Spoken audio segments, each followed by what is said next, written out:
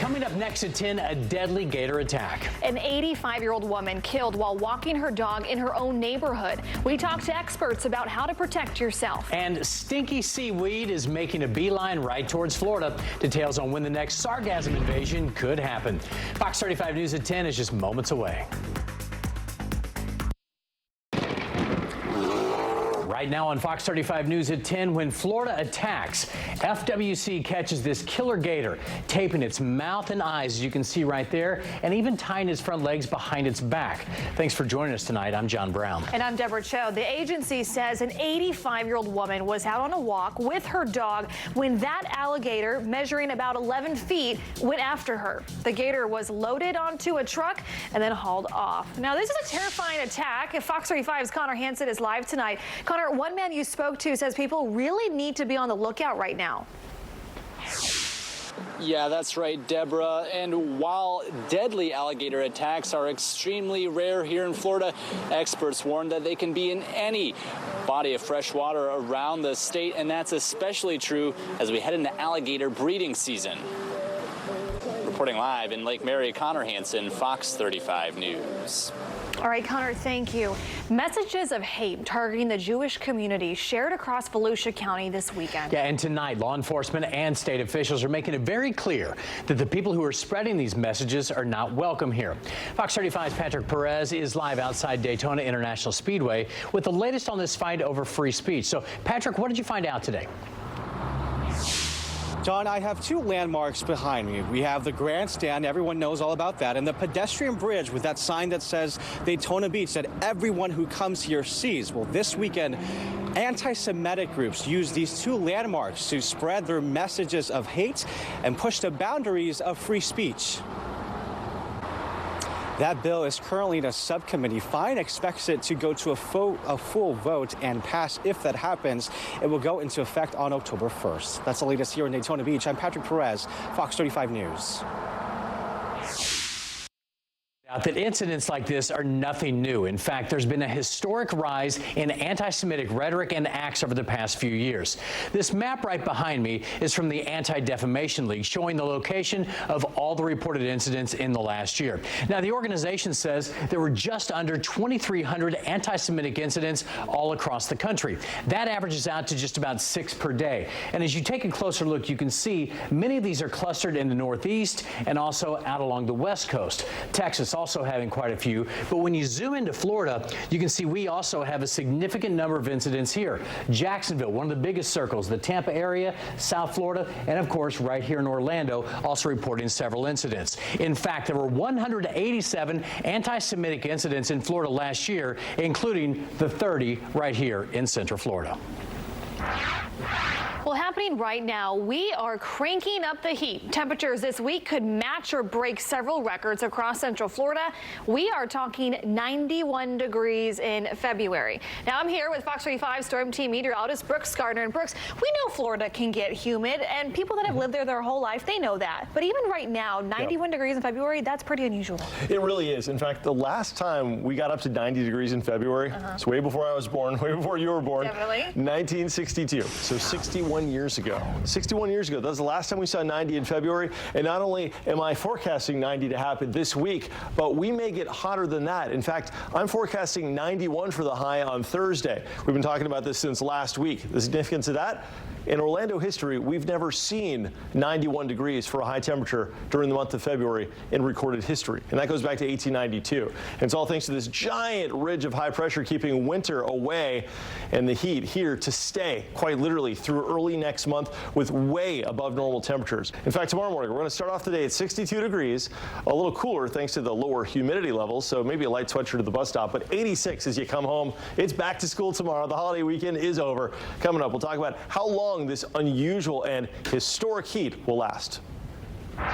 All right, Brooks, thank you. And Governor Ron DeSantis visited 3 other states tonight on a pro-police tour, and many are saying he's gearing up for a presidential run. DeSantis visited New York City and suburbs of Philadelphia and Chicago, the last of which he was greeted by protesters.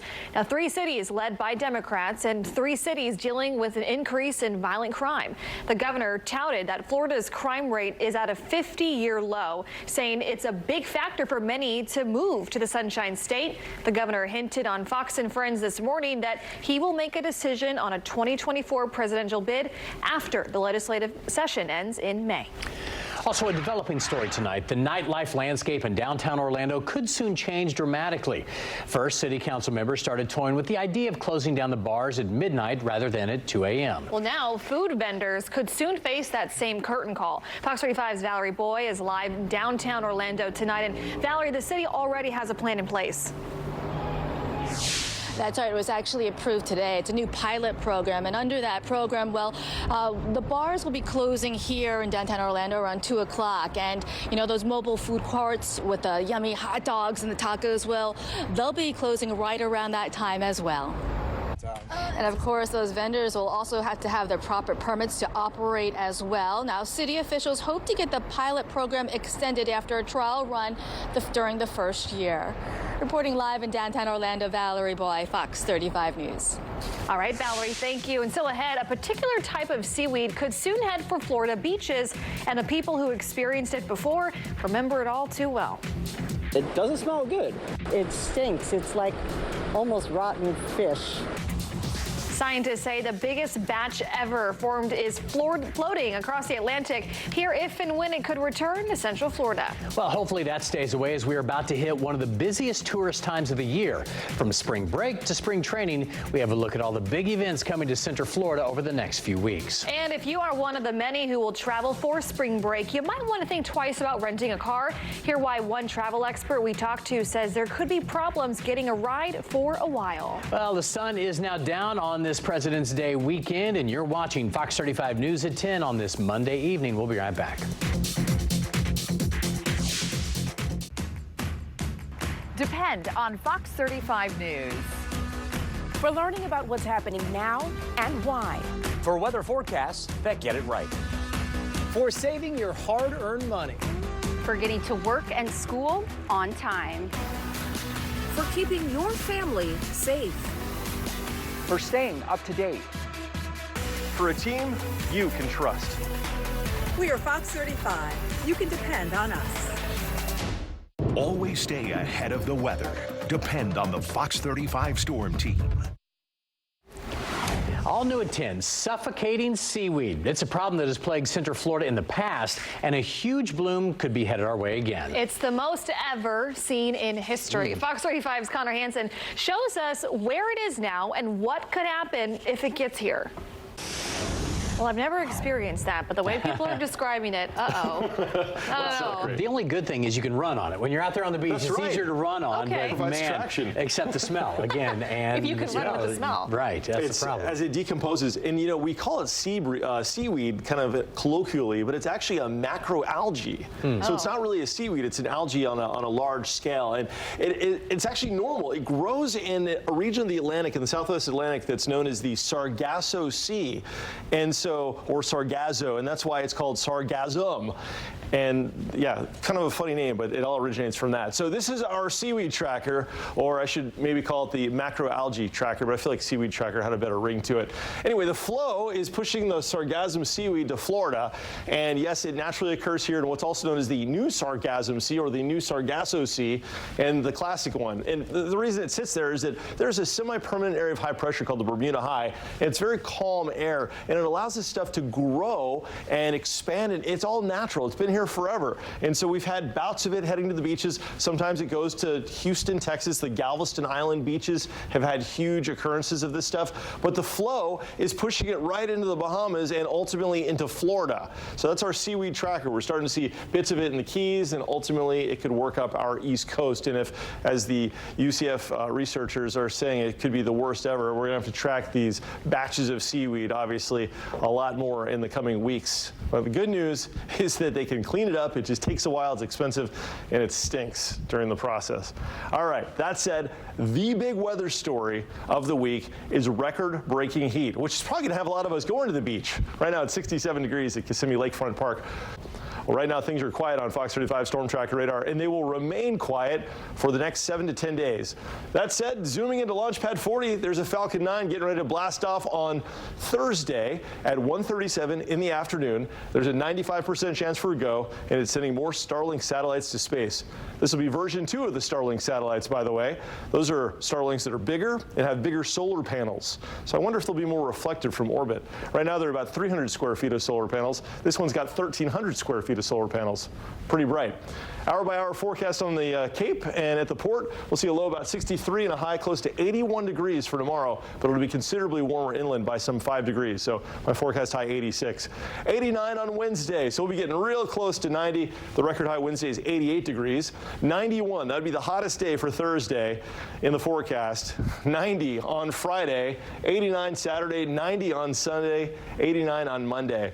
So once we get to about the middle of the week, the forecast will remain within a degree or two of 90 just about every day. And out of the next 7 days, 5 of them at least will be record highs.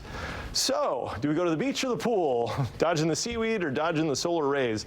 I've got more on your forecast coming up, guys. All right, thanks a lot, Brooks. Still ahead, a lot of people came to Central Florida to see the Daytona 500, but many say they spent way too long waiting for a rental car. So here are why experts think there was a shortage this weekend and why they predict this trend could continue. Plus, new details in Alec Baldwin's case. Here are the changes made to his charges and what this means for his sentence if he's found guilty. Depend on Fox 35 News for learning about what's happening now and why. For weather forecasts that get it right. For keeping your family safe. We are Fox 35. You can depend on us. Coming up in our next half hour, a local woman determined to find out who hit her daughter with the truck and then took off. The key piece of evidence they have and why that stretch of road is so dangerous. Plus, the Great American Race is in the books, but that's just the beginning of one of the busiest times of year for Central Florida. We are breaking down the biggest events next. We have new details tonight. This 28-year-old woman was killed while riding her scooter over the weekend. FHP says that someone ran into her and then just took off. Her mother is now fighting through the grief, determined to find the person responsible. Fox 35's Marlisa Goldsmith spoke with that mother today. Orange County Schools is now sounding the alarm after one student was hurt and another was killed in 2 separate hit and runs. Now, one happened in Nicoe, the other one in Winter Garden. Orange County Public Schools sent a message to parents asking them to speak to their kids about pedestrian safety when they are out walking or biking. In building Central Florida tonight, high-speed train service connecting Orlando and South Florida is really only months away at this point. But one lawmaker says he wants to stop the project. Yeah, that's after another deadly accident involving a Brightline train and a vehicle that was crossing the tracks. Fox 35's Dave Puglisi spoke to Brightline, who insists that these super-fast trains are safe. Brightline's Orange 2 has arrived in Orlando. These trains are going to be going much faster than what people are used to. How fast? Brightline's trains can hit speeds of 125 miles per hour. That is 2 times faster than the max speed of a freight train. In just a few weeks, people will start seeing them in action. So we're starting testing between the airport and Cocoa and also Cocoa on south through Brevard County in the next couple of weeks. This is the first up-close look at Orange 2 that arrived in Orlando over the weekend. It consists of 2 locomotives and 4 coaches. Inside, you have plenty of space to move around and stay connected. This is a premium service car on the new Brightline trains. The seats are a little bit larger than the Smart, but you still have tables. And in this one, you can see they have not only tables for your phone, but tables for your laptop. But more importantly, every seat, no matter what cart you're on, has connectivity and outlets at all times. We have 10 trains now that will service the Orlando extension. Brightline rail testing is just weeks away. They're asking people to be vigilant of the train line. Staying off the tracks is a real simple solution to keeping everyone safe. Dave Puglisi, Fox 35 News. Florida's first electric school buses are on the roads in Orange County. They look a lot like the other school buses. We got the chance to check them out this morning. This is your battery pack from back here to here. When we get to this point, we convert it to AC power. Now, just like an electric car, you use a really powerful extension cord to plug in that electric school bus. Orange County is testing out 6 buses to see if they're cost-effective to the district. And across Florida tonight, a car loses control and crashes right in front of a church. Yeah, this happened over the weekend up in the Panhandle. You can see the car miss the turn, flip over, and then run right into the building there in Crestview. The driver was arrested for DUI. His 3 passengers, by the way, were taken to the hospital, but no word on their conditions at this point. Police say they shared this video to remind drivers to never drink and drive because something like this could happen. Now, this is all that is left after a dramatic rescue in the ocean. The Coast Guard says crew members pulled 3 people from the water after their boat capsized. It happened near Key West early Saturday morning. 1 person did go to the hospital because they had a cut on their head. Crews do not know, though, what caused that boat to turn over. All right, this is a list that no one really wants to be on. A new report shows the country's dirtiest cities, and Orlando lands in the top 25. The lawn care company Lawn Starter looked at more than 150 of the country's biggest cities. Orlando ranks 24th for the dirtiest cities, not far behind Fort Lauderdale and Hollywood, Florida. The dirtiest city, by the way, apparently Houston. The company says Virginia Beach was one of the cleanest on the list, scoring high marks in air quality and low greenhouse gas emissions. Okay, I did some more research. Yes. Should be noted, the bigger cities ranked higher on the list due to more residents, more pollution, more rats, and more trash. Ricky Stenhouse has won the Daytona 500. Ricky Stenhouse Jr., Daytona 500 winner. Well, it was the longest Daytona 500 in history, but after 1,200 or 212 laps, that would be quite a difference. At a bad wreck, Ricky Stenhouse Jr. was crowned the champion. And today, the new king of Daytona was honored at the Champions Breakfast. And Fox 35's Ryan Elijah shows us why this is such a huge race for the champ. And of course, the Daytona 500 now in the books, but that is just beginning of spring for Central Florida. As some race fans leave, millions more tourists are coming to the area for everything that Orlando has to offer over the next few weeks. I caught up with Jason Siegel with the Greater Orlando Sports Commission to talk about why it seems like everything is happening right here, right now. It's funny, when I was talking to him, he rattled off like 30 big events coming here. Really? And all over the next few weeks. And a long time ago, I asked one of the guys with the Sports Commission, I said, do you guys ever want to get a Super Bowl? And they said, well, yeah, it'd be great, but why? When we get a lacrosse event with people all over the world coming to the wide world of sports, and they stay for a week, and they spend thousands of dollars. Right. So it's constantly going on here that people don't realize. It's huge business. No, it's great. I remember when I moved here, my dad said, if you're bored, you're the problem. Because Orlando has so much to do. Yeah, and the tennis center. That was another one that came up. True. Huge tennis centers. There's so much going on. So again, like Dad said, we're the lucky problem. to be here. Well, still ahead on Fox 35 News at 10. A sigh of relief for bird lovers on the Space Coast. Here where a beloved pair of eagles have built their new nest. Plus, it was a tough time for people who were trying to rent a car over the holiday weekend. And now we have a better idea of what may have been behind the car shortage. But first, the Fox 35 Pump Patrol. Gas is $3.03 a gallon at the racetrack on Landstar Boulevard and Arbor Meadows Boulevard in Orlando. You can always compare gas prices, by the way, by zip code on fox35orlando.com on the traffic page. Depend on Fox 35 is more than a catchphrase. It's a high five on your best day. And a gentle hug on your worst. A team you can trust to look out for you. We are Fox 35, and you can depend on us. When you think of long lines in Central Florida, it usually comes to mind with theme parks, but many spent much of their holiday weekend in line for a rental car. Yeah, come to find out, it wasn't just Orlando. This was a nationwide issue. Fox 35's Stephanie Buff-Monty breaks down why travel experts think this trend is going to continue.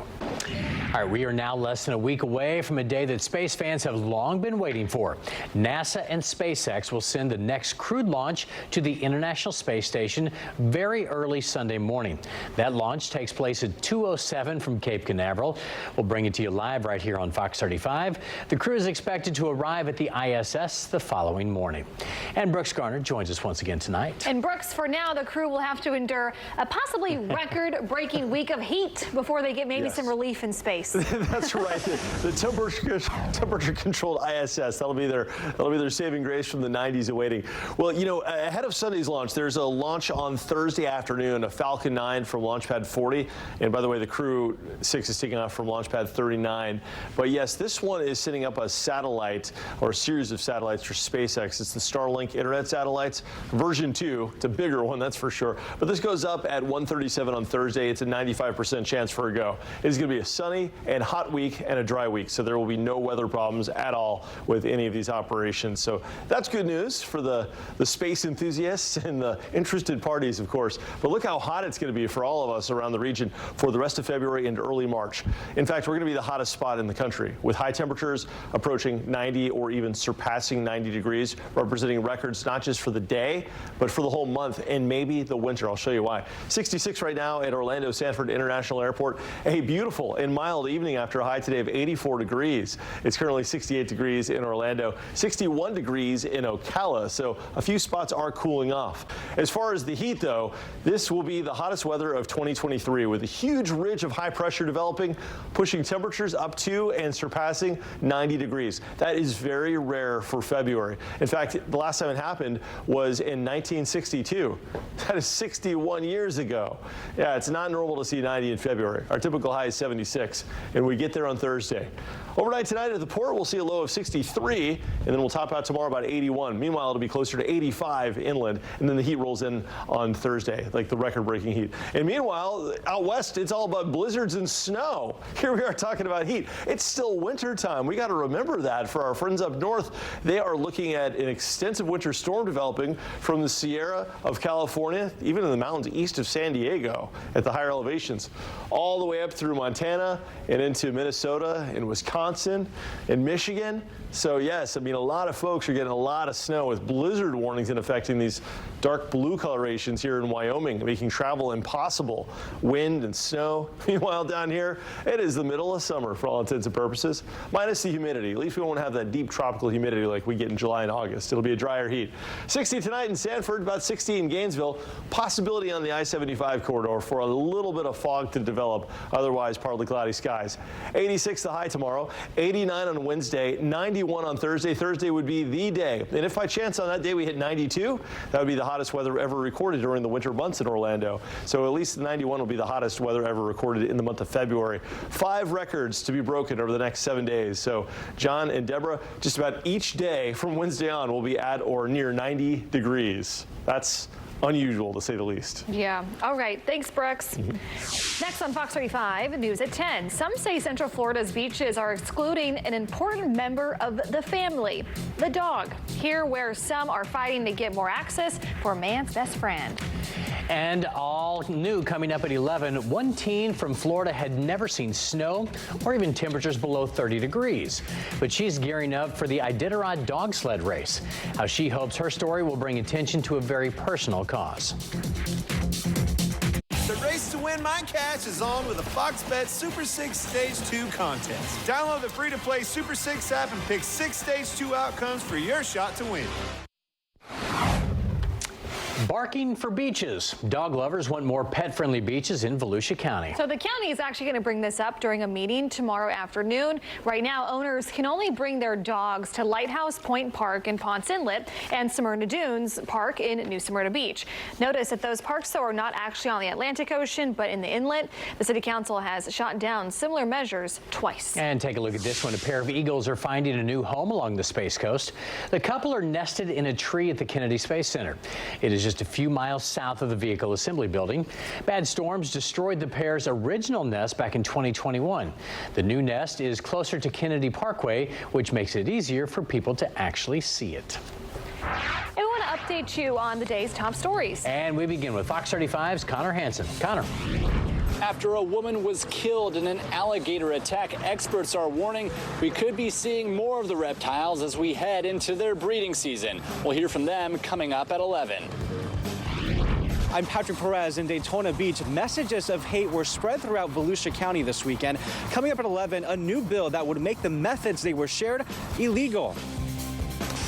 And a historic late winter heat wave is upon us. We are looking at very rare 90-degree plus temperatures this week. I'll show you how long it'll last, what this means in the big picture.